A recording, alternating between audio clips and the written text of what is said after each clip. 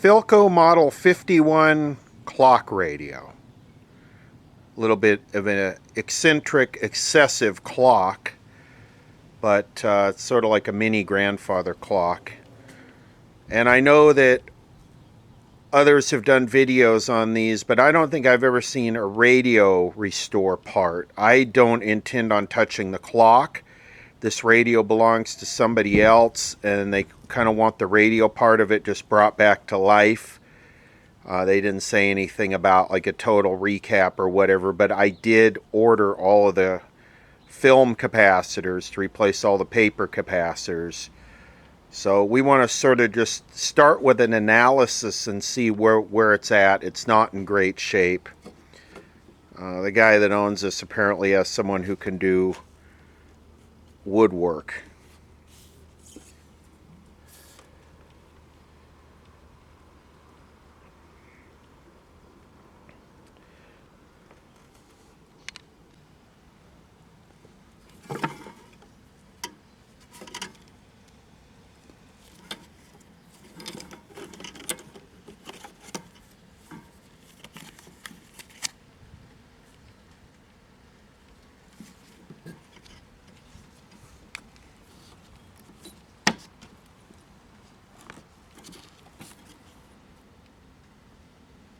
Wonder what that's for. Batteries, maybe? Wow.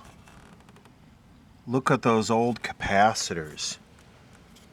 Wow, you know those have got to be good. Wow, look at Sprague condenser. This is an old one. This is I think the IF is 175 on this. Wow, look at that. This is probably going to be one of the oldest radios I've worked on. Look at the wiring for the clock is in superb shape. Look at that.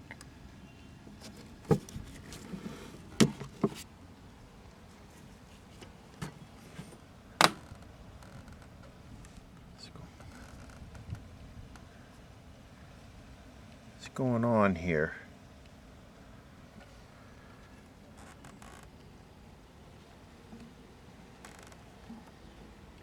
Where's the power transformer? Is this a battery radio?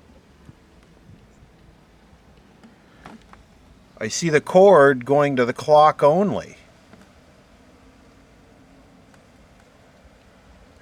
And I believe you have to start this clock. See, there's a start right there.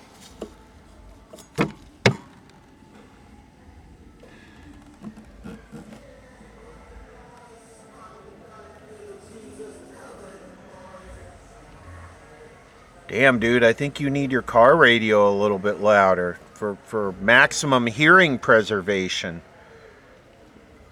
Sponsored by the hearing aid companies.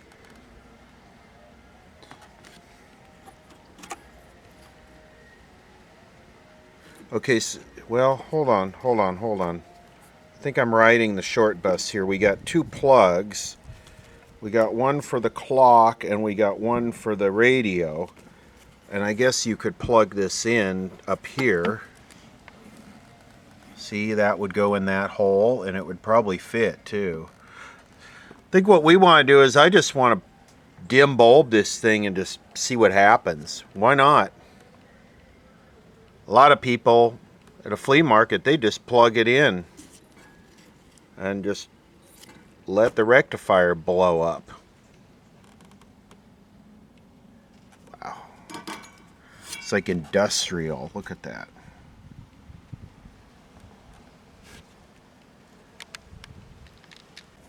Another one of these power cords. You know, does this have any asbestos in it? I don't know. Not that I haven't been exposed to enough of that crap for an orphanage. I'm going to start with a 65 watt bulb. That's at 130 volts. So this is probably about 118 right now, so it's probably about a 60 watt bulb.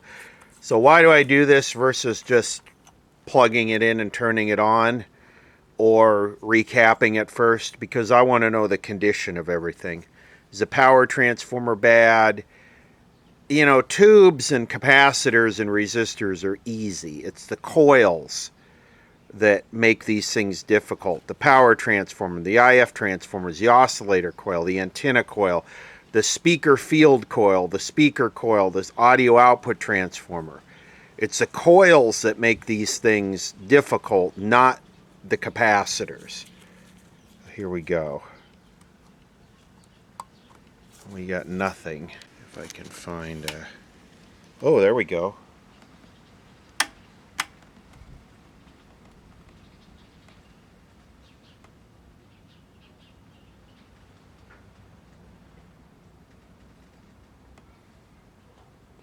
It's very, very dim. And it's not getting brighter as the tubes start to warm up, which...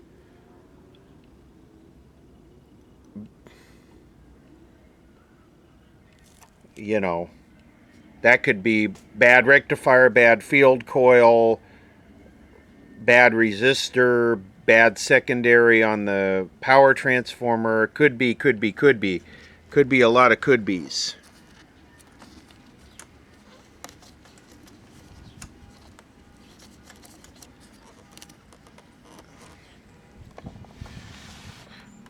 Oh, the light's on there.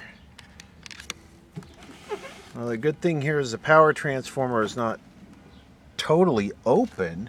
I see the tube filament glowing there. See, where's the rectifier? Is this it right here, number 47?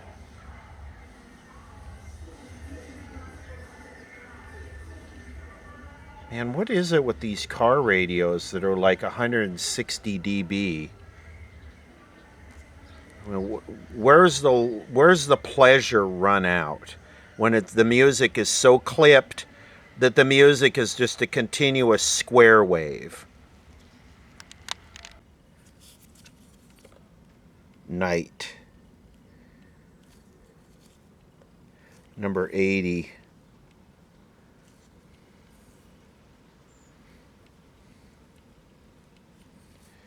This is probably going to be a long video. This is an old radio, the pre-war. It's probably like 1935 or something.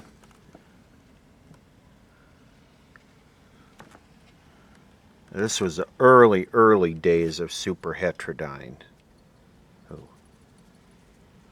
This might be blowed up. Okay, I'm riding the short bus here. This goes to the speaker. That's not a good thing. How did I not catch that right away? So yes, there is no B+ because the field coil is disconnected. So what happened here? Why is this ripped out of the speaker? And how many of you were yelling at the screen? Did anybody punch their screen and crack it over my incompetence?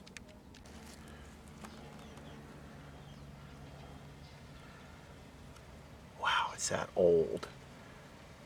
The frame cast iron?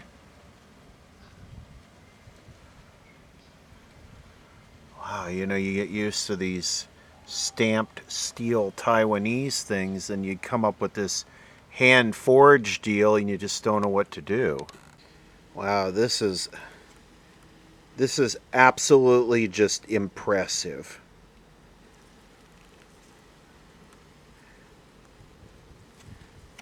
So this is the field coil right here, and it does two things. It acts as the magnet for the speaker. They went to permanent magnets in later years, but this is an electromagnet. And it also acts as a filter to help filter the hum along with the filter capacitors. I wonder if it's any good. I'm going to check it with an ohm meter. This thing is just, it's a beast. Well, the field coil measures 1,200 ohms 1.21K, which is good. The primary of the audio output transformer is measuring 378 ohms. That's good. We're happy so far. Next, to test the voice coil in the speaker and the secondary of the audio output transformer, I'm just going to use this battery pack and just strike 6 volts across the primary, and we should hear a little clicking out of the speaker if it's good. These speakers will produce a little something if without the field coil activated. So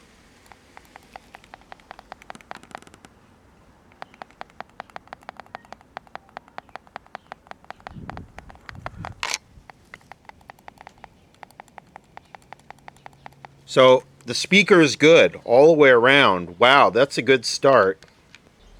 I put the speaker back in for the sake of protecting the speaker. I don't even want to be working around that. So let's see if we could get the chassis operational with a separate speaker bypassing the field coil and an audio output transformer. And then if we could get the chassis working, we'll restore the chassis, and then the last thing we'll do is hook up the speaker. And if it makes grinding noises or whatever, well, that's just what it's going to be. Well, I noticed the knobs were missing, and now I see that there are no screws, so that someone else was here. The capacitors are all inside these things. Wow, this thing is virgin. It looks like virgin territory. These old resistors. Wow.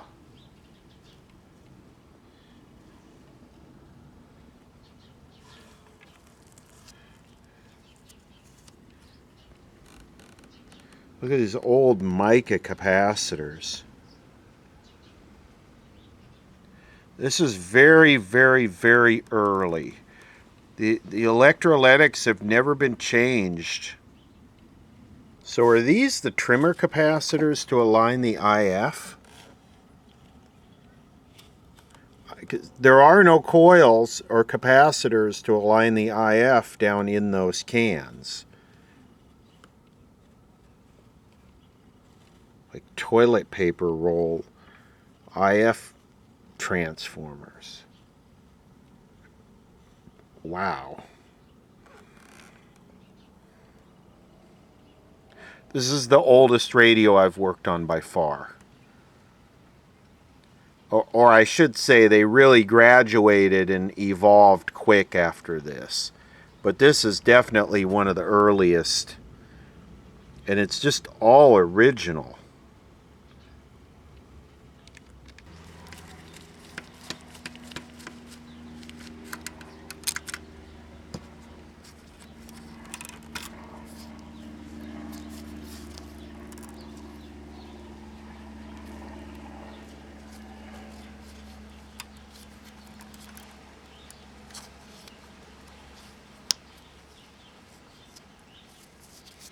So this is the across the line capacitor, because here's the power cord. So what do you do with these things? Heat them up with a heat gun and scrape the guts out of them and put the capacitors on the back? He doesn't want an epic restore on this thing. He doesn't even want it recapped. He just wants it to work. But I don't think that's really plausible without recapping it. It's just too damn old. I have a bunch of these resistors that I got from one of those estate sales, and they're usually just labeled like 4,000 to 5,000 ohms. I should dig it out, because you look at it and you're like, what? 4,000 to 5,000 ohms or 9,000 to 12,000 ohms. They're in a big range. They don't have like a percent or... I mean, I don't even know what's the value of that? Yellow, white?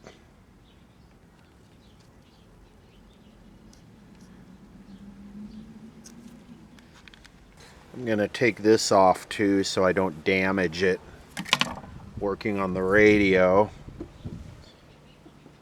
Wow, is this thing old? So I'm definitely takes the cake for me.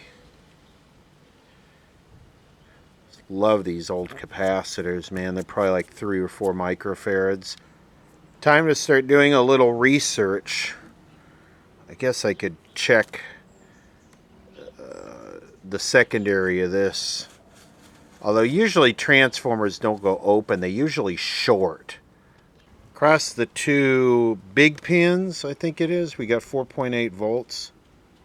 Across the 2 small pins, I might have that switched up, we got 618, 19 volts. It looks like the power transformer is okay. I wonder why someone pulled this out. I wonder what the deal stopper was. They took one look at this and was like, hell no. That's sort of where I'm at right now. But I just need to kind of get my bearings on this and look at the service data, look at the schematic, and then go from there. But I don't even see where you adjust the IF. There's really a lot to go over here. This is arrangement of wires. The placing of the wires in the receiver will affect the operation to a marked extent.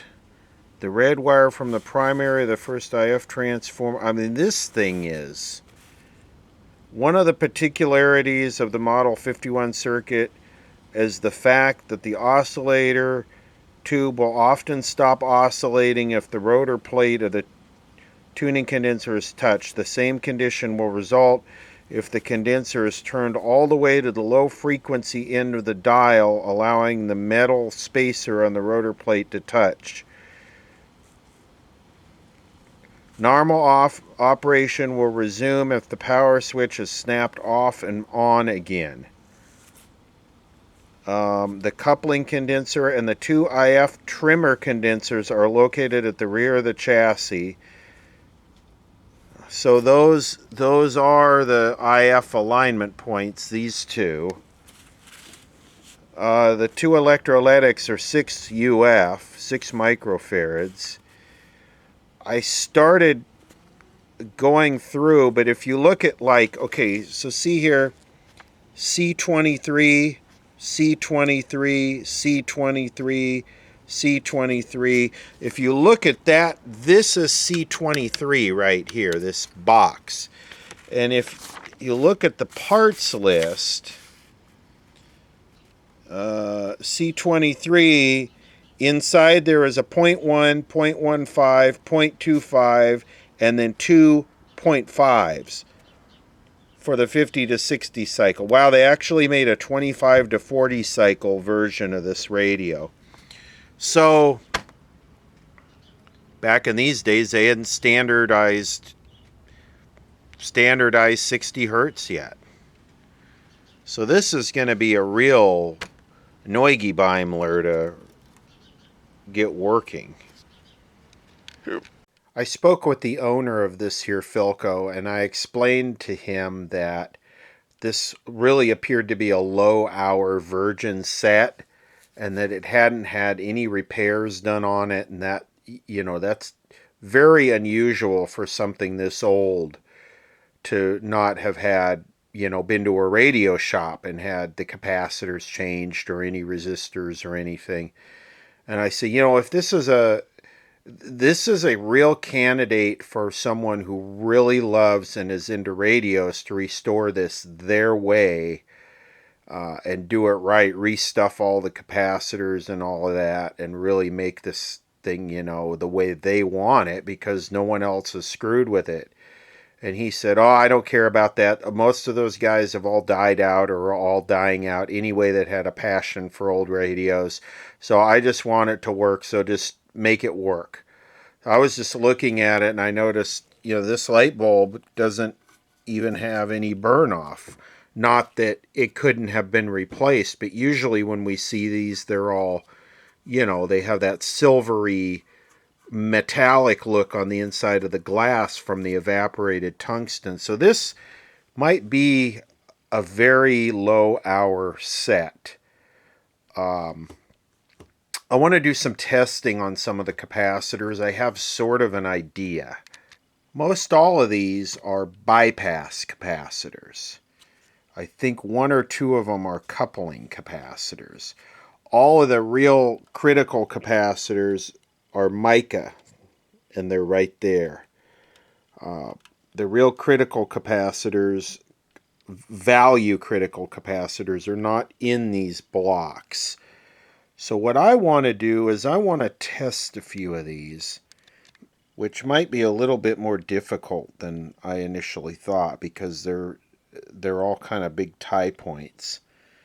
But my thought was to test a few of them, and if they're leaky but they're not open, to just put a capacitor in series with the connection so that basically you isolate the DC off of these capacitors, but if they keep their value.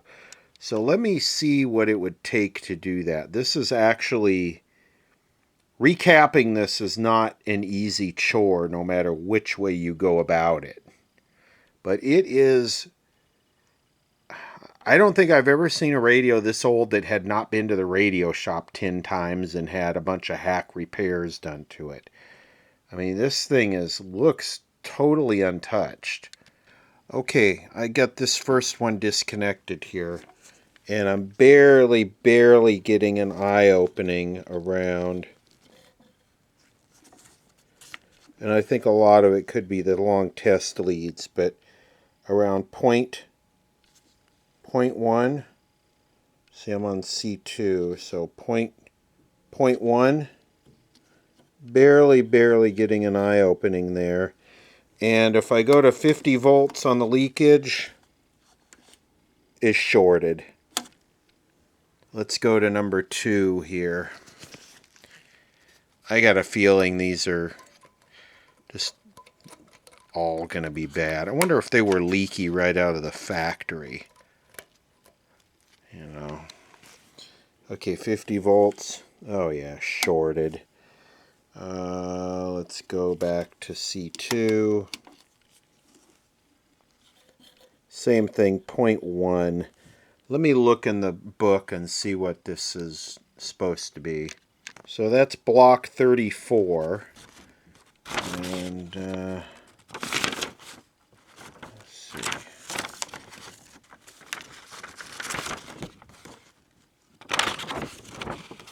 Well, I go to 34 here and it says 250 ohm and 0.05 microfarad. Wow, did I choose the wrong one to disconnect? I guess that's a resistor and a capacitor in parallel. Now wait a minute. So we got 34, which shows a resistor here, and 34, which shows a capacitor here. Okay, I get it. That connection's internal. What the hell? Okay, well, I see. This from here to here is 250 ohms. So from there to there is 250 ohms, and then from here to here, which is ground, between the middle and this one, should be, what did I say, 0.05? So that's 250 ohms, and that's 0.05.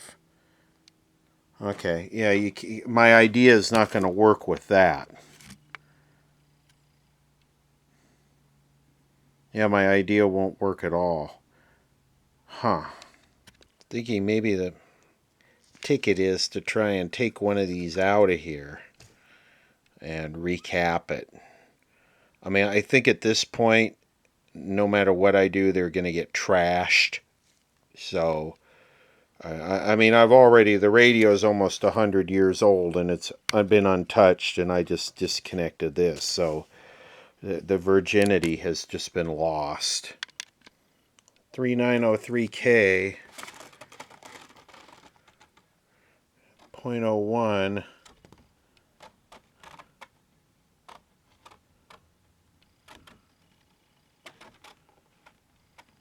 Not really sure what that's about, but it looks like I can melt that out of there maybe. Probably some toxic, nasty crap. and then just feed the wires. I think it's probably got 2 capacitors in it. Feed the wires right up through here and just bend them over and solder them. Well, this appears that it only has 1 capacitor in it. And it's a 0.01 and it's not even that leaky. It doesn't even start to leak until I get up around, let me see, 250 volts. It's a little leaky. But this over here, this doesn't appear to be a capacitor. And the schematic only shows this having 1 capacitor. So what we do is just, you know, I wonder will heat melt this stuff? Oh yeah. Ooh. That smells like wax. This is all new to me. If you're yelling at the screen, I don't blame you. This is all new to me. So is this just 1.01 capacitor potted in wax? You know, I actually think that that's what it is. You can see the little lead right there going down inside. That's exactly how I was going to do it. Soldered here. And then the same thing here. The lead for the capacitor is going through the hole in the solder right here. And you can see there's nothing there. So is this that simple? Like I said, this is a first for me. I think I did an older radio many years ago that had stuff like this, and I just cut them out and replaced them with capacitors on the outside. Okay, this is starting to make sense now. So this is like just a generic road map, and this basically tells you what the resistor is and what the capacitor is. What lugs are wired to. Like that first one we looked at with the 250 ohm resistor, the resistor is wired between lugs 5 and 7, and the capacitor is wired between lugs 1 and 7. So this is 5, this is 7, and that's 1. So, okay, it's starting to make sense. And then the other one we were looking at just had one capacitor in it over here. So okay, I'm gonna redo these two, and then I'm gonna try and power the radio up and make sure it works. Since I got these out, I'm gonna redo them, but I'm not gonna do any more until I verify that all the coils and everything else are good in the radio. So I'll melt these out and we'll see what's in them. Well, this makes an absolute mess. I don't think that's wax. I think it's tar. And it's a mess. Anyway, here's one of the capacitors right here. And it is just a paper capacitor. Paper and foil capacitor, like any other capacitor that likes to get leaky and short. Here's the other paper capacitor. I think this even has, what's it say, 05 on it? Is that what it says? 05? And here's the resistor.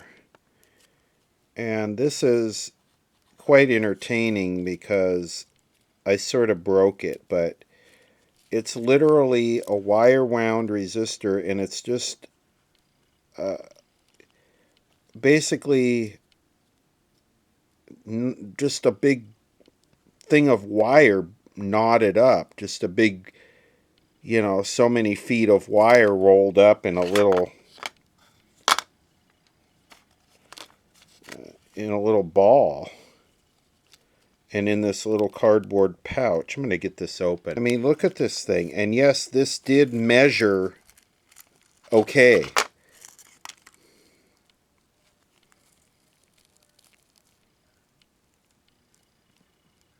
That could be asbestos. In fact, that probably is asbestos. More asbestos, more asbestos. Yeah, it could you imagine sitting there making these all day long? Wow. But that was packed in this cardboard thing inside this can. So I bought, this is 250 ohms. And I bought new capacitors and resistors to restuff these things. And then once I get them reinstalled, we're going to power it up and make sure all the coils are good before we go any further. But this is incredible. I wonder about the inductive properties of this. Is the way they have this wound and folded over on top of itself designed to cancel the fact that it's a big choke inductor? Or was it just didn't matter? Okay, here's what I've come up with. You know, you have your choice of 240 ohms or 270 ohms, and the one that was in there was a 250. And then for the 0.05, you have a 0.047. And for this one, this only had one in it, which was a 0.01. Yeah, I'm not going to repot them. I don't want to work with this toxic crap. I want to put it back together and try and minimize my exposure to this stuff. Okay, these resistors, this right here, brown, blue, yellow, should be 160. It's measuring 316. This should be 490K, 664. This one here should be the same, 490K. It's measuring 618. 100-year-old resistors just ain't cutting it. Okay, I got these reinstalled, but I just got the resistors tacked on there for testing purposes. I got that one fully reinstalled. I will say this. If you want to restore an old radio, don't start with something from this era. This is way too much work. This is not what you want to learn on right here, because this is, yeah. I've been doing this a long time and I haven't come across anything like this, especially that was this virgin. So the next step is I want to hear music or voices come out of this before I go any further. I want to make sure all the coils are good. The IF coils, the antenna coils. I want to make sure all the inductors are good before I go any further. Inductors, coils, transformers, whatever you want to call them. I don't even know what this thing is right here. Yeah, that's one of the IF trimmer capacitors right there. That's the other one. I don't even know how do you adjust those? They're, such a low frequency. Maybe this is one right here.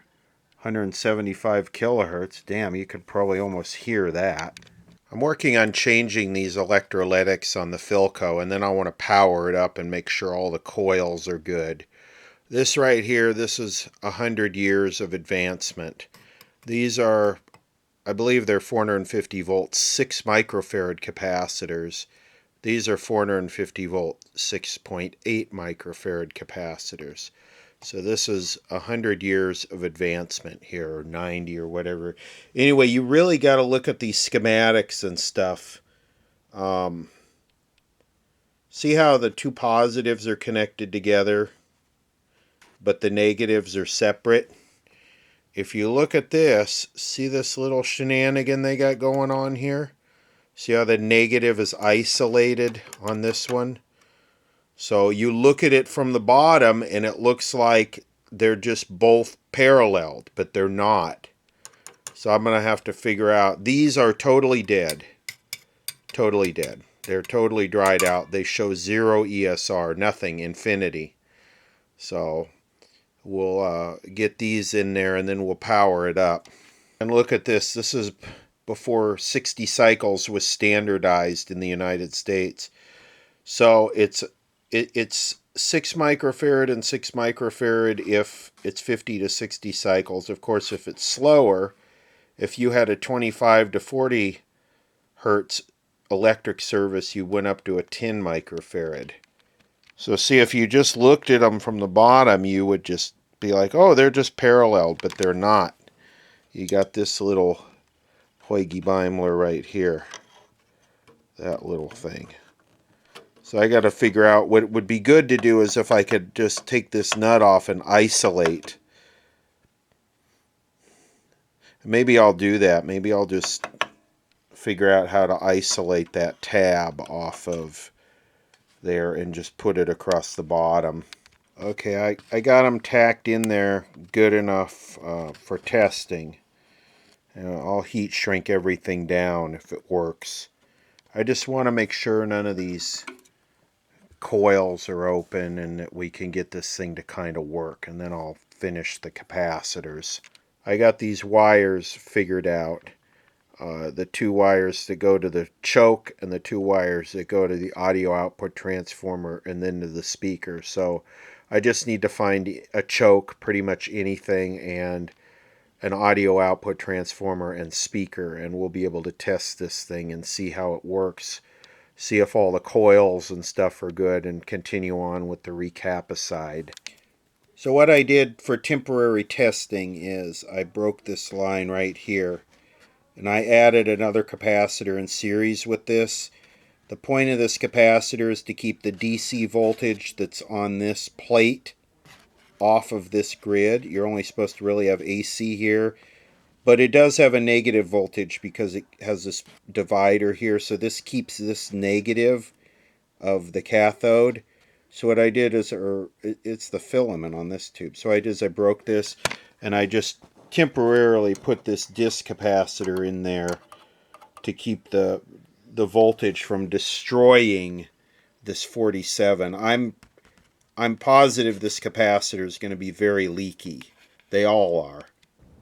Let's see what happens here. I found a 7 Henry choke, 75 milliamp, and I got that hooked up here. I'm pretty sure I've got this all sorted out, and then over here I got a test speaker that has an audio output transformer. So here we go. I do have the dim bulb. These wires here are starting to fray a little bit. I need to put some heat shrink around that. I really don't want to rewire this whole thing. Okay, here goes.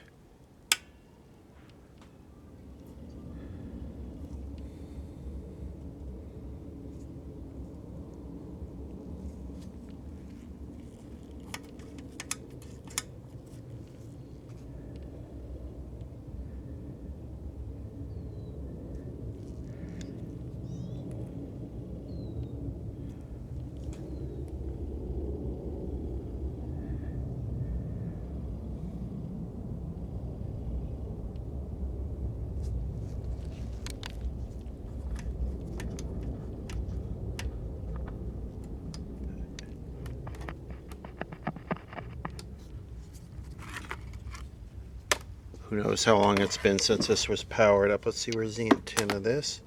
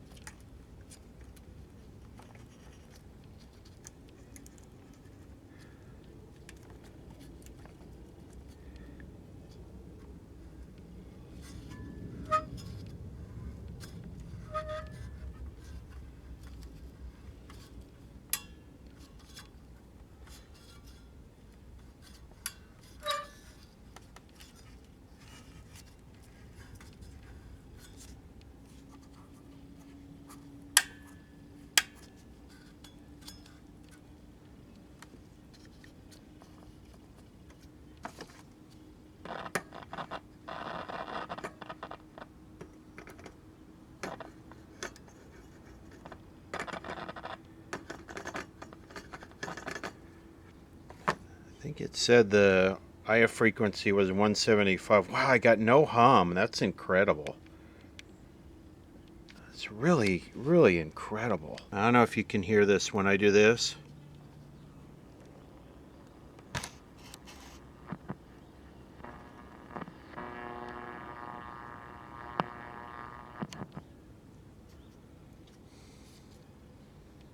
This has some weird IF frequency thing. This is not your 455.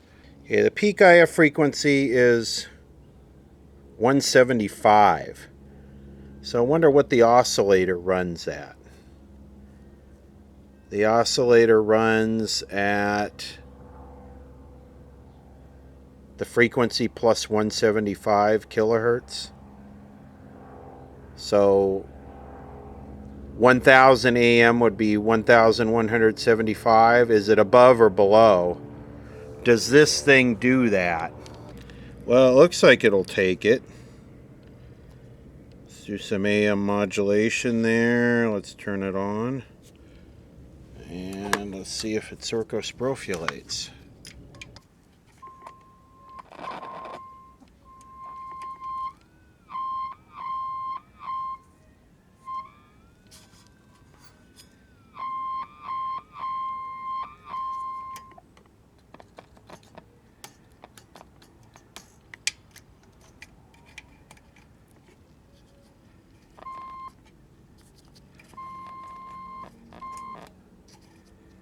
I'm not sure I understand what's going on here. Okay, this is looking at 800 kilohertz to 1.2 megahertz. Look at the peak there is KNX 1070. Look at that. It's locked onto KNX. So I'm going to put this, obviously the oscillator is not running. I'm going to put that right there. And it just made KNX ever so much stronger. Go KNX, go. So I'm tuning this and nothing. The oscillator's not running.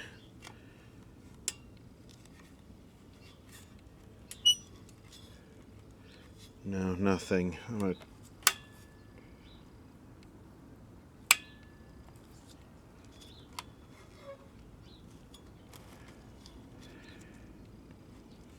So we need more diagnostics. The oscillator is not running. The IF seems really, really dead. Okay, so these are the two IF transformers right here and right here. Those thing boxes up on top that you would think are IF transformers are antenna coils. This right here and this thing right here, those are the trimmer capacitors to align and peak the IF coils. What this looks like is it looks like a compression capacitor. This hole here is to go through and get to that one, to reach all the way through and hit that one. This is a different animal. I'm learning. Using a Philco fiber wrench, adjust the second IF compensating condenser. Do you think the local Home Depot would have a Philco fiber wrench model part number 3164? Anybody? Just run right out and get one of those. What output meter? Where does it talk about where to connect an output meter? This is the oscillator right here. And we do have mica capacitors here, and these, anything that's 100 years old can be bad. But I imagine I should probably test ohm out these two IF transformers. I think I could take it back inside. I did heat shrink this wiring. I do probably need to put a new power cord on it, don't I? Yeah, that one's good. I did get this one all shrunk up, trying to save this wire. And red is the choke and green is the speaker. You know, there's no guarantee that this capacitor is good. it's so rusty, and you know, I guess the thing would be is if this center shaft is not getting a good chassis ground. Also, this thing is on dried out grommets. Let's ohm out and check these two IF transformers here and here. So I'm going to check across this coil, this coil, and this coil. And like I said, those are these things. I've never seen IF transformers that look like that, but I don't work on stuff this old. So here we go. So this one would be the oscillator. And that would be, the first coil would be between here and here. 164 ohms. This meter is a little trippy. Okay, next coil, 160 ohms. Okay, next coil, 168 ohms. This is in the other transformer. And the final coil, 163 ohms. So that's promising. None of them are open. So that's a good thing. I think I want to try and ohm out this. I believe this is the oscillator coil. This is the one we just did. So maybe this one and this one. I think if either one of these were open, it would kill the oscillator. So this is a tuning capacitor right here, these dotted lines. So it looks like if I just measure across the tuning capacitor, you know, there should be the resist. You should also be measuring the resistance. Well, not here. Not here. It's isolated by this capacitor here. Well, I'm not easily finding any open coils here, which is sort of a good thing and sort of a bad thing, because oscillator circuits can be fairly hard to diagnose. I guess we'll test the tube next. I dug up a few replacement oscillator tubes here, and look at this one.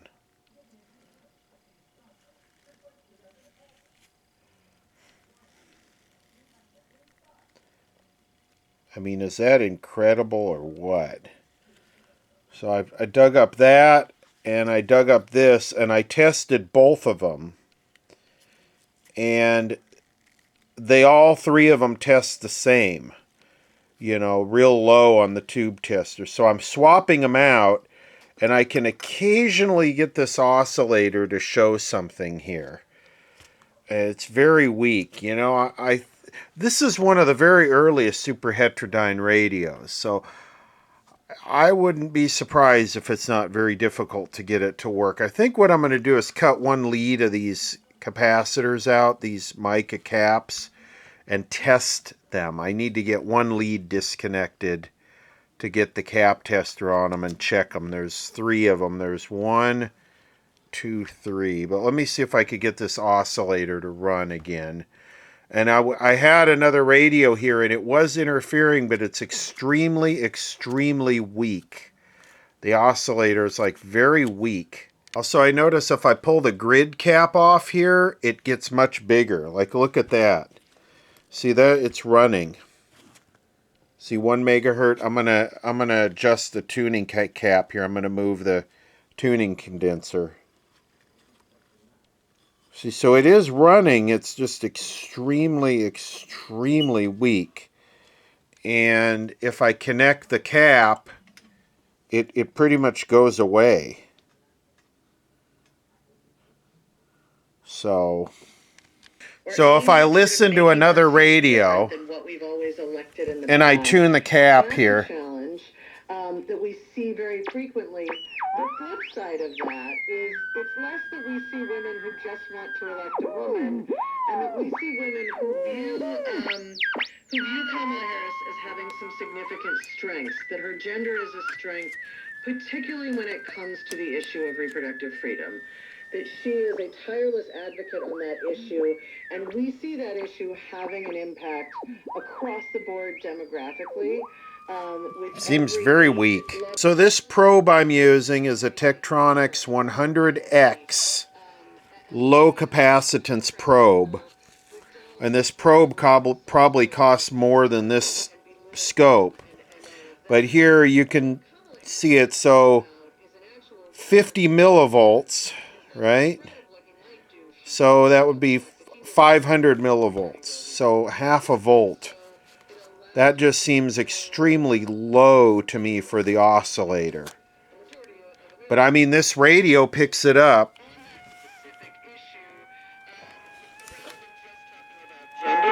And that's a really powerful voting issue that she can lean in on. All right, let's sort of further refine the question about whether there are some men who won't vote for her because she's. If I take this and I clip it just onto the insulation right there, it seems like it's picking it up now. I mean, there it is.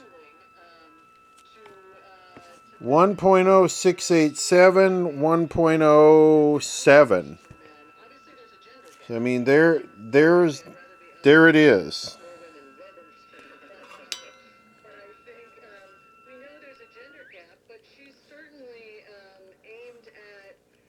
Appealing to all Americans, and it's something that I think she can be very proud of for her. What do you make of this permission structure that people like Liz Cheney have been trying to build, right? For Republican women or middle-of-the-road women saying, really, when you put it through the translator, hey, you don't have to tell the dudes who you vote for. That's your business. It's not. That's funny because if you look at this right here, that's K and X. That's the actual K and X real signal. And if you listen, because I'm listening to KNX on the radio, watch. When I knock the door, they say, no one here is a Democrat. Okay, this is the oscillator in the radio. This is KNX. Listen. That vote is public, and everyone should know. You can look up, if your friends and neighbors voted. But so it's important to vote, obviously, but who you vote for, obviously, is private. And I think allowing people to understand that it may not mean that you're changing your party. I don't know. It's obviously the oscillator is working now, so maybe we should hook the speaker back up and try and figure out what's going on. It sure seems weak to me, though. I mean, usually something like this, I would expect a lot more than half a volt out of the oscillator. I got this set at 1 megahertz, and I'm listening to it over here.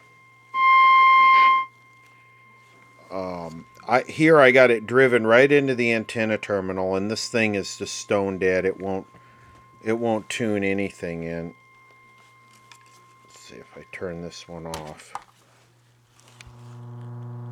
All we get is hum here. I have the field coil bypassed. Which is probably not a good thing because then I don't get my bias voltage to the audio output too, but it should still work. So if I tune this,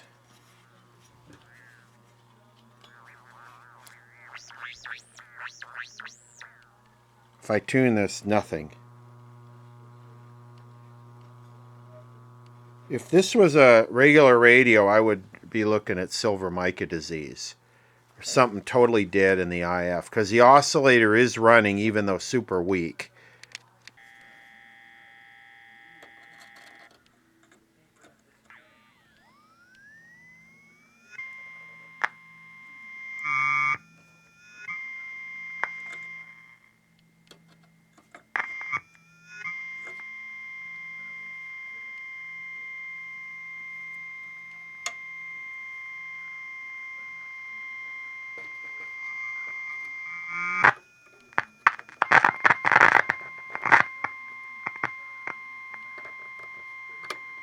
What I'm doing here is I'm on 175 kilohertz and I've just got it clipped onto this wire here and I'm just trying to see.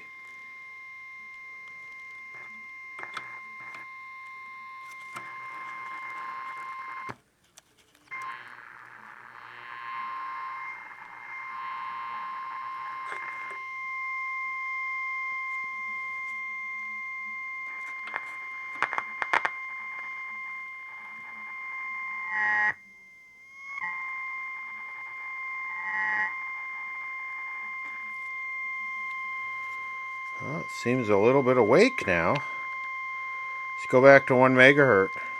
Still nothing into the front end at all.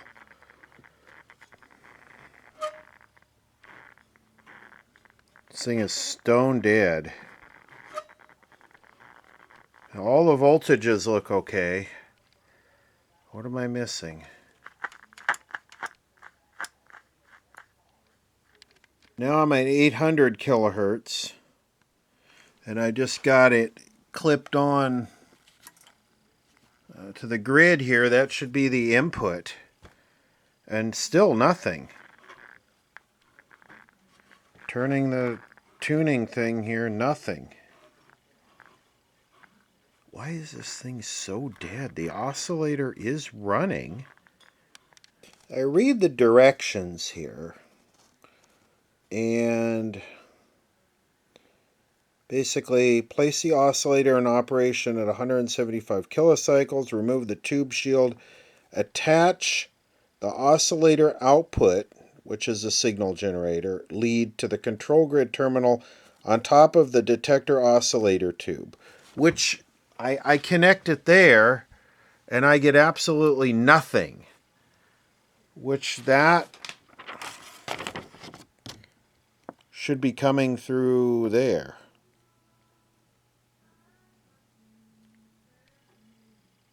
Why is nothing coming through this tube? Well, again, a lot like the oscillator, if I disconnect this, it does. And I connect this and it just kills it. So I wonder if something is shorted back. So let's see if...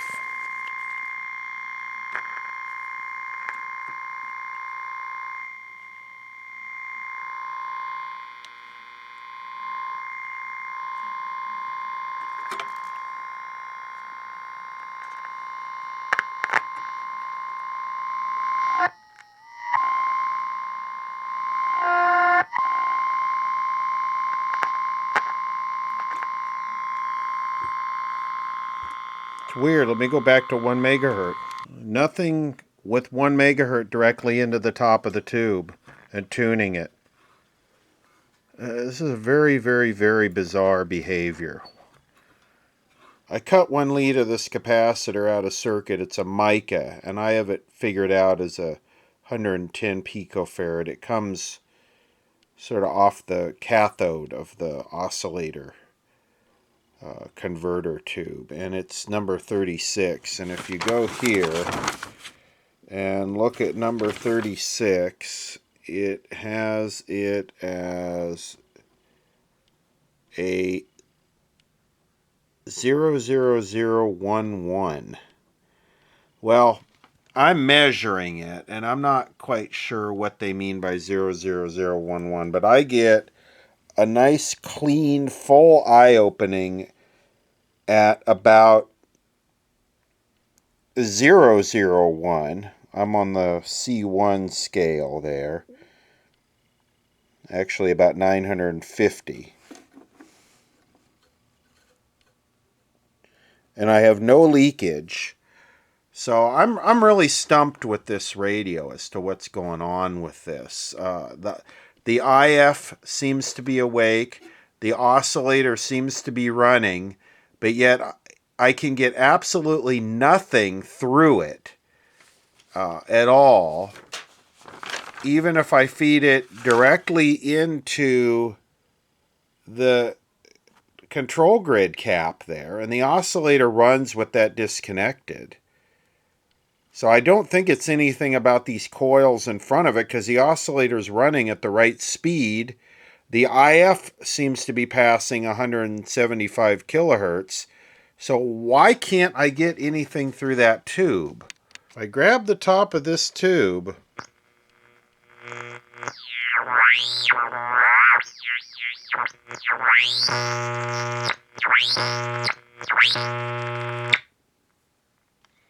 but nothing if I grab the top of this one. Well, hold up a minute. I changed the oscillator tube.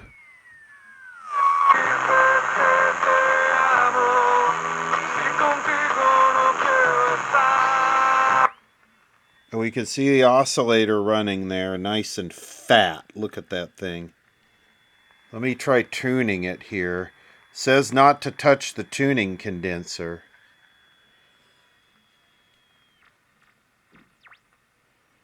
Now it's working. What the hell?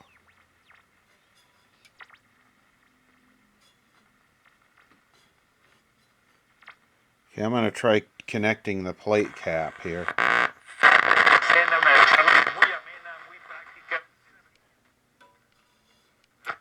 Oh, there we go. Tienen definitivamente algo que aportar para nuestra comunidad aquí y en cualquier parte del mundo. Y todos lo podemos hacer. So was it the oscillator tube? Ese privilegio y esa oportunidad. Por eso me encanta la frase de Aristóteles, Barrón, la esperanza de la que...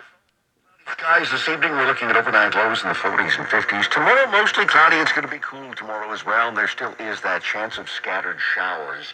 Highs only in the 60s. We're talking mid to upper 60s beaches, LA and Orange County metro areas, as well as our valleys. We are expecting the chance of rain both Saturday and Sunday. The forecast altering somewhat now. They're saying partly cloudy in the morning Sunday, and then sunny, slightly warmer Sunday as well. Woodland Hills right now. It's working. 64. We've got 67. Try an antenna. Nice.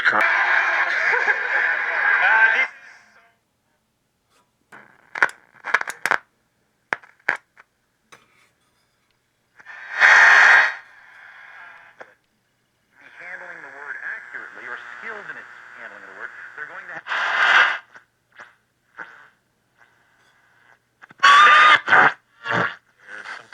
In North Africa. the second largest school district in LA.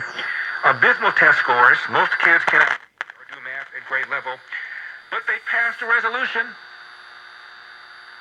demanding that we end all aid to Israel. We're talking about all of that and more. 888-971 SAGE 888-971. I don't know. Was it a bad tube? I think so. If you disagree, if you have a Bad problem with the 24. video, if you want to take beliefs, Well, that one works. I will stand firmly and pretend my beliefs. That's the one that was in it right there. Okay, well now this one works. I don't know. I'm confused. All the tubes test weak, but these ones I have from the estate sale say they're good. It doesn't work. I pull it out. I put it back in. It starts working. Maybe the pins are dirty. I don't know. I'm confused. But here it is working. I mean, all the voltages are right on the screen and plate, so it's not like we have a shorted capacitor loading it down. He was alive then. And when he died was 1973, 74, right in there, 75. Can you look it up? It's working. I haven't seen him perform since then. Maybe. You know, maybe what happened was when I heated that up right there, when I soldered that capacitor back on, maybe that resistor was just a little bit too high. And when I soldered that capacitor back on, it brought the resistance of that resistor back down. So I know that resistor was a little bit high. They're all a little bit high. It's a gray, black, red, so 8,000, right? It's measuring 8,700 here, 8,800. I think it was higher than that. Maybe I need to change that resistor. Where am I going to get an 8,000 ohm resistor? It's not a common. There's probably an 8,200. I have to look that up. I probably have a 1%. I replaced this 8K cathode resistor on the oscillator tube. This is gray, black, red, 8,000 ohms. Interesting thing about these old resistors is that whole thing is solder or lead on the end. See, I tried melting it here. So the closest thing I could come up with is two 3.9Ks. Because there's like a 7,500 and then an 8,200. So I ended up putting two 3.9Ks in series. I think that's about the closest I can get. Reputation Defender has been fixing people's search results for... So the radio seems to want to fire right up and work now. So I don't know what all that drama was. I don't know if it's that this resistor had gone up in value, and when I heated it up to check that capacitor, it came down a little bit, but it seems to be working solid. So I think the next thing to do, well, I don't have too much more. I got to redo the capacitors in this. This is full capacitors. Then I got that. I got to look and see what's in there, because I might just end up putting some in series instead of taking those apart, kind of like I put this disc capacitor in series. And then I got this one with the 2 across the line capacitors. So this, all the bypass capacitors are in here. Book More Life Than Money can help you retire confidently. Purchase it on Amazon.com or get a free copy. Seems to be working pretty good now all of a sudden. Well, it looks like there's going to be 5 capacitors in this, bypass capacitors. Well, I guess that's the ground wire. I just kind of bent this thing open, and I'm going to have to figure out how to solve this problem. Now, I'm not really even sure of the values. I think there's a bunch of different values, but does it even matter kind of thing? So they're a little bit different for the line frequency.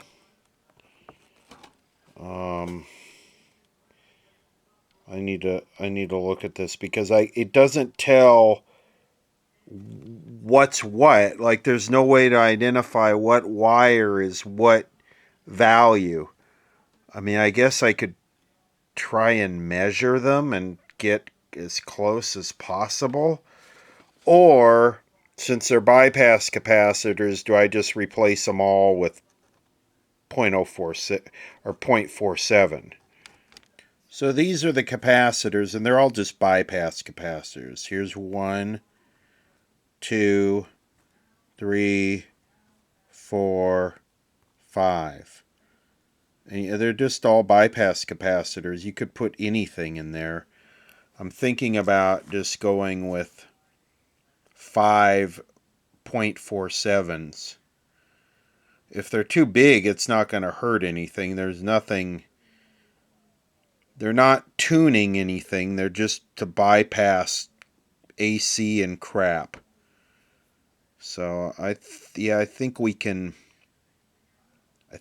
get rid of different values and just go with one value there.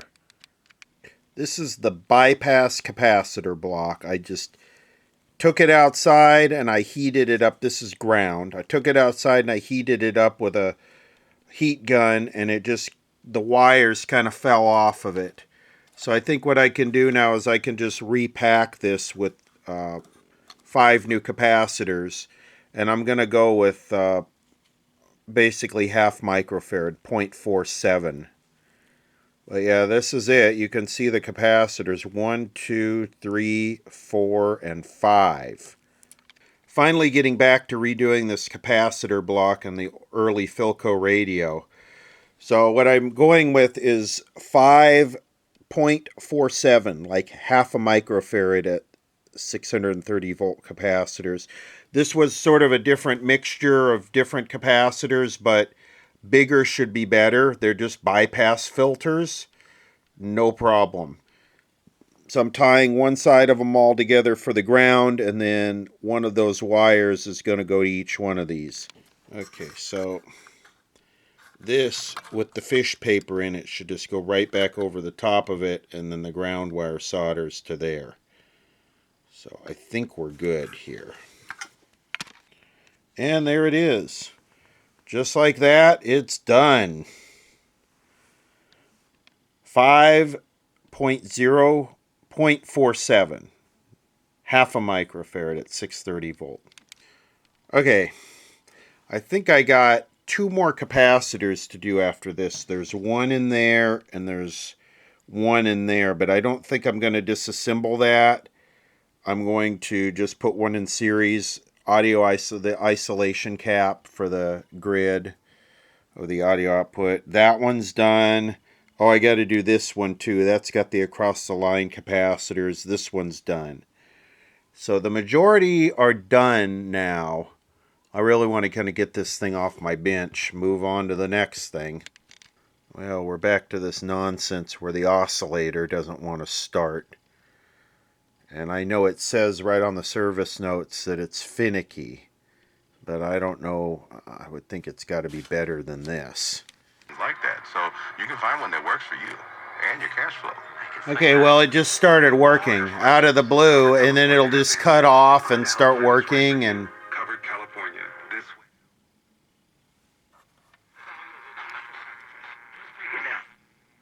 Stick it in the air. Oh, the American people like this. Hey, guys, I'm so excited to have Elon here. Let's cut some spending. Barf. Cowards. Where were you when we needed you? Not now that Daddy Trump is here to carry you. Where were you when we needed your help?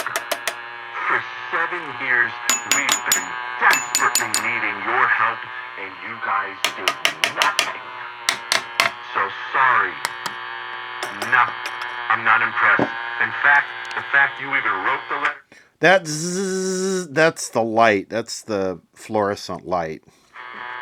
This is exactly why I talk about sending them all chalk.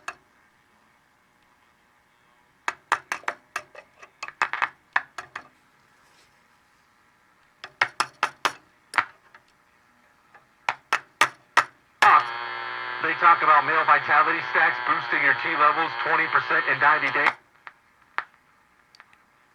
Is that capacitor bad? Is it actually bad? As soon as they get elected to Congress.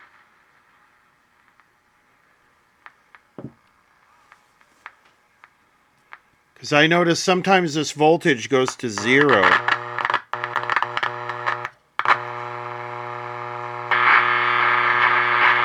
Female vitality stacks for the ladies.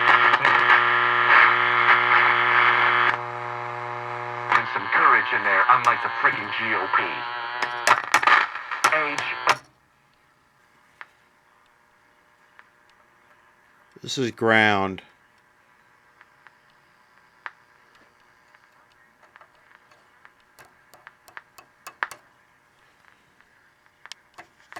Before Osborne Street. Because sometimes this should measure 9 volts, and sometimes it measures 0. So I wonder if this capacitor is randomly shorting.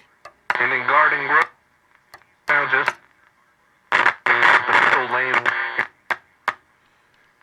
I had another radio, one of these were driving me nuts in, man. That's why. Well, even if I short that thing, it works. No, I don't know. At that point, I don't think there was any fire. Well, I disconnected one side of that capacitor. I don't know if you could see that there. And the percussion weirdness went away. Specialize in helping the self-employed and people just like you that need affordable health insurance to get it. We have short and long-term health insurance plans. You do? We cover dental, vision, and prescription drugs. Don't take a risk with your family's health. But it still like didn't start, and then it stopped, and so I think that capacitor, let me tack it back in and see if we get the weird percussion thing again. Okay, it's tacked back in. Let's see if the oscillator will start now. Finicky.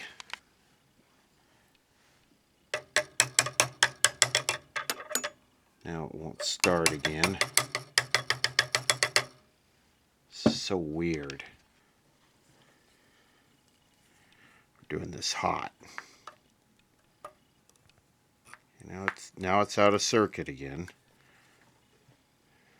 And it won't start. Man, I don't get this.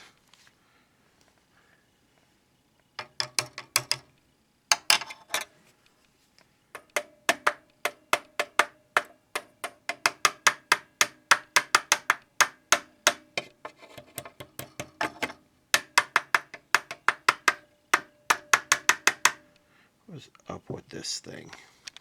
Well, it certainly seems like there might be something wrong in the tube.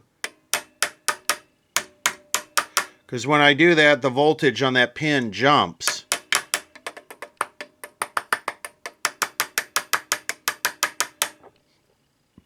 thought I changed this already. I changed that mica capacitor that I was suspicious of. When you tap on it, it was acting microphonic or whatever you want to call it. That was the old one, the old mica mold. The radio's working now. Welcome to the dentist by their first birthday. Learn more at loveyourbabysteeth.com. Brought to you by the LA County Department of Public Health. Getting quality employees to fill positions in your company is essential. Finding those people can be a major hassle, unless you use ZipRecruiter. ZipRecruiter makes finding quality people a breeze.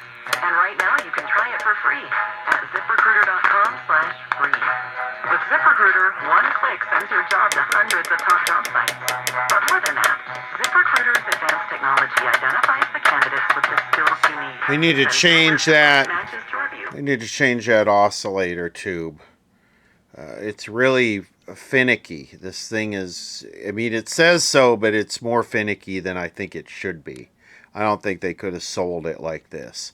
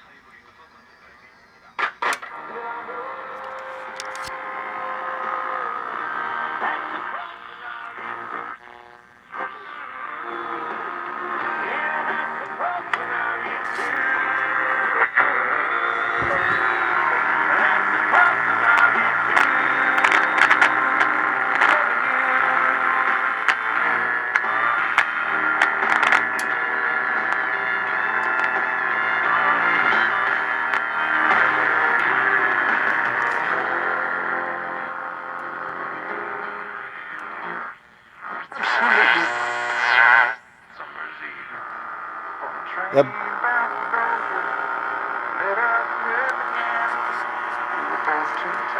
Let me turn off the light.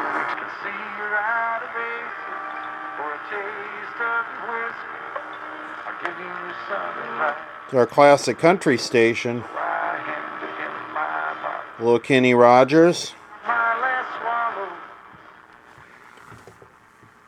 I think the noise is that tube.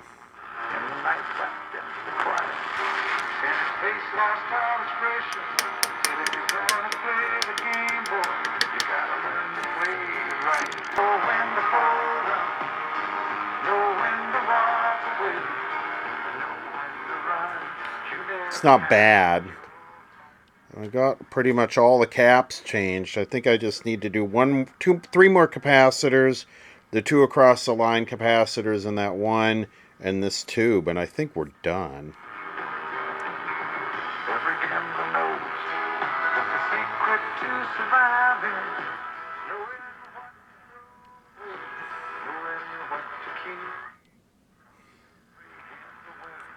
This song is so simple. It's like almost like Beyonce level simplicity. But it just hangs on. Hey, here's KCBS out of the Bay Area. This is the KNX out of San Francisco. That's pretty good. It's a little bit of DXage. Restrictions apply. New customers only with 150 megabit per second internet and security edge. EcoBowl auto pay Glory, so that your faith and hope are in God. Since you have purified your souls in obeying the truth through the Spirit in sincere love of the brethren, love one another fervently with a pure heart, having been born again, not of corruptible seed, but incorruptible, through the word of God which lives and abides forever, because all flesh is as grass, and all the glory of man as the flower of the grass. The grass withers, and its flower falls away, but the word of the Lord endures forever. I got three more capacitors to do in this thing. So on this one, what I'm going to try and do is just cut the leads off the top, which I've done. And then I'm going to try and get the thing out the bottom. This one is not on the schematic, so I'm going to try and figure it out. So this one had two capacitors in it. And they were both common lead to ground, and then one lead to each one. The thing kind of fell apart on me, so this is ground, so both of them connect here and then one to each. I tried to measure those and nothing, so it has a number on it, 3903S, and I have a bunch of 3903s here. It's a 0.01, but there is no S, so we know how they're connected because I took it apart. So we'll do 2.01s. Okay, this thing is all recapped. These are in the box. Those are in the box. Those are in the box. Those are in the box.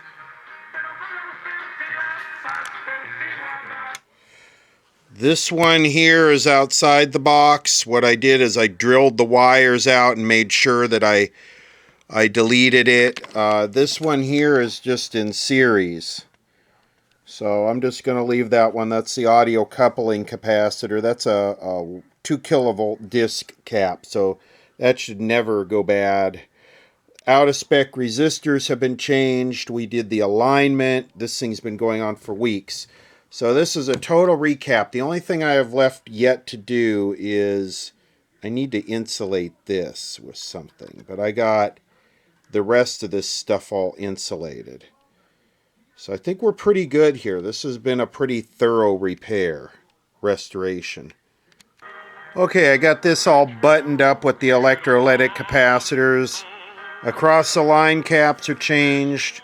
I'm pretty happy with this. I think this came out pretty well. The only thing I'm questioning is the oscillator tube. I might change that. Check in and chill out. Open. Got the dial back on. I also greased up the rotating frictiony parts here, so it's a little smoother now.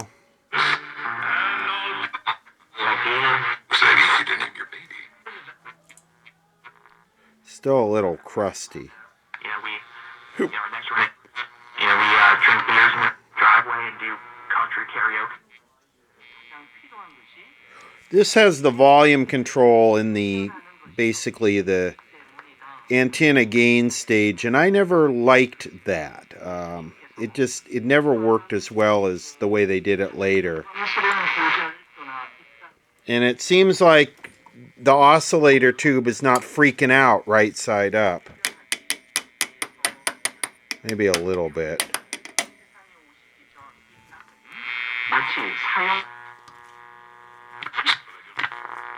If you've not yet read the story,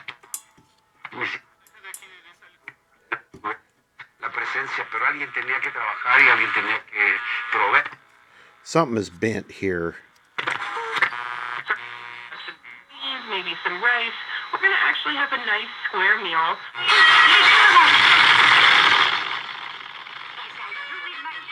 You know, it doesn't have the AVC like a modern radio, so you have to adjust the volume on every channel, every station.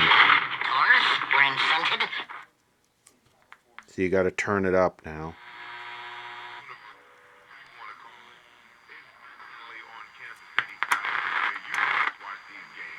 on your behalf to make sure you're getting catered. And the guy's like, why do you want to cater? I'm like, I don't know. Just want to, one of those things.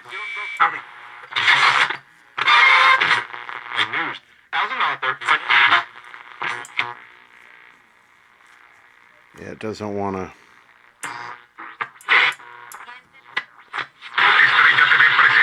Try some more grease. Well, it gets the country station, so that's the performance check. I think it's working halfway decent. I just got to get it back in the cabinet now and get it home. I think we're solid here. This one tube, I'm still a little bit curious about that oscillator tube. That thing sure gave me a hard time, but yeah, I think this came out okay.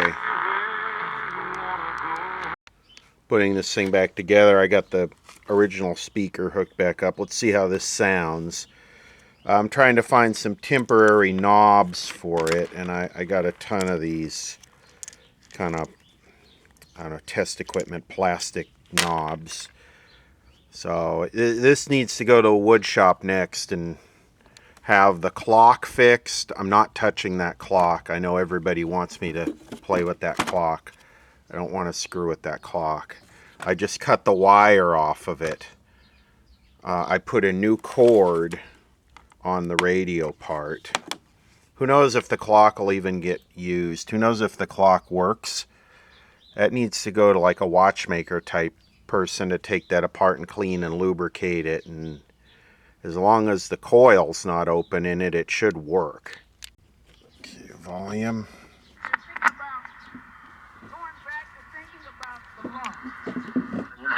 For each candidate. And of course, that caused an exodus from the editorial board, and certain other high-profile writers have left. Now we're hearing that Dr. Sue Shang is telling the editorial board and perhaps the news reporters to lay off stories about Trump because he sees, like most of us do, that it is over the top. Wow. Negative. Sounds good. We're taken over by the gangs coming up from Venezuela, and I guess the anchor says something to the effect that it's only a few apartment complexes, and the police say they're aware and handling the situation. This is interesting. They're talking about how media is changing, and I've talked about that too. We're moving from sort of traditional TV and radio to long format podcast. So this whole radio and TV thing's probably going to be dead in 10 years. I mean, if it keeps going the way it is, if they don't change course, if the traditional media doesn't change course, they're going to be gone. The funding is just not going to be there. I mean, advertising goes where they get results, and they're not going to get results from this. Anyway, it seems to be working pretty good. The speaker sounds great. Actually giving J.D. Vance a head start for his most likely nomination in 2028. So I think a lot of this is going to be, these are going to be clips that we hear. Sounds clean. Sounds really clean. Let me put the back on it. We'll do a band scan. If you want to call this the back. Buckle your seatbelt, strap in, because it's going to start, on January 20th, 21st, and we're going to see Trump sprinting out of the gate and really making some dramatic changes in the direction of the government. For example, more, energy policy, making the tax cuts permanent, the idea of deregulating the economy and getting some of these crazy rules off the back of American people.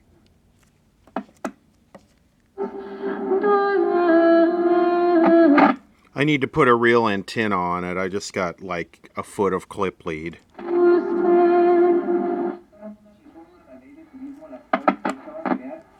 Hey Bronco Sport y la totalmente eléctrica Mustang Mach-E. Apúrate, tu concesionario Ford. Y poner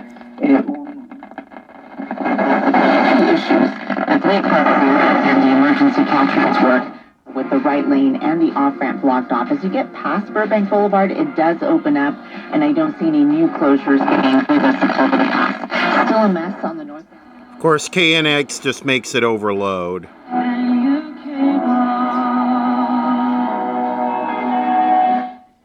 Retirement is 3 years, 5 years, 10 years. 희망으로 가는 삶을 살아가게 됨을 낙심하고 있습니까? 아니면 진로나 관계 때문에 흔들리거나 고민하고 있는 분이 있습니까?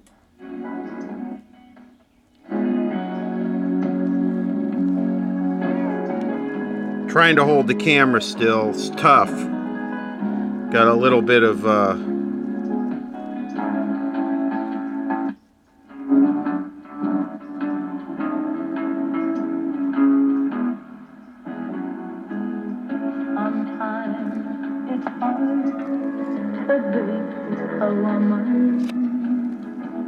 Is that our classic country station?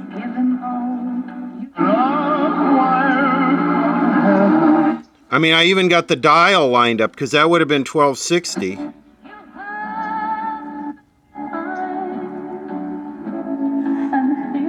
So what do you think of my knobs? Are they time period correct? My knobs look good, you think?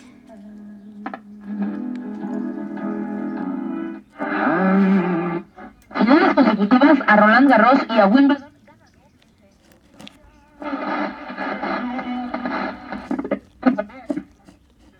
For a whole new year, right here on LA's mega sports station, 710 ESPN. Welcome home. Hey, we're talking Yeah, it needs a real antenna. predictions for design, decor, and so on for 2025. I'm trying to push aside the BS, talk about the brilliant and cautionary tales on some of the other things as well. So stick with me.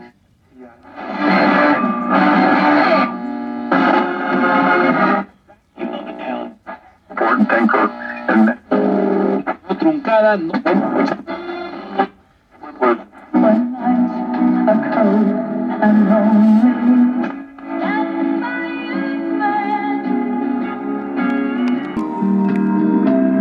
But they can see the other side. Like two sparrows in a I think I'm going to suggest that he replace that.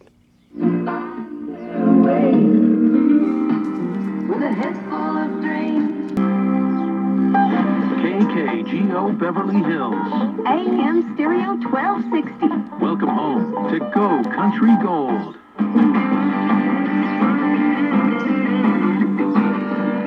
No commercials. Never heard a commercial on this station. Just a little ID clips.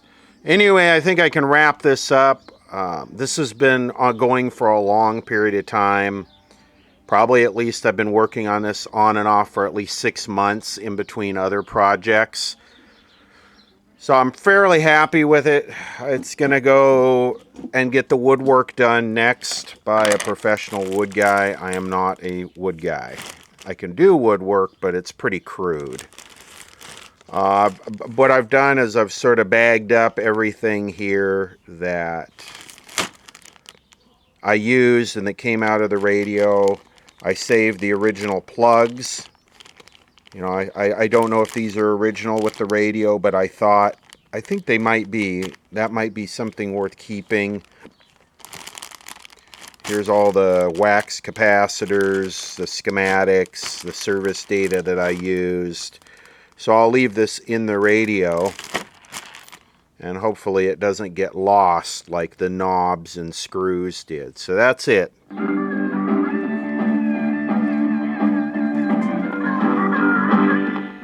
It doesn't have a really big sound. It has sort of a medium to small sound, like more of a late 50s, early to mid 60s All-American 5, you know, $12.95 dime store radio. That's the sort of tone it has. It doesn't have that big thunderous, you know, early AM radio sound that a lot of these did.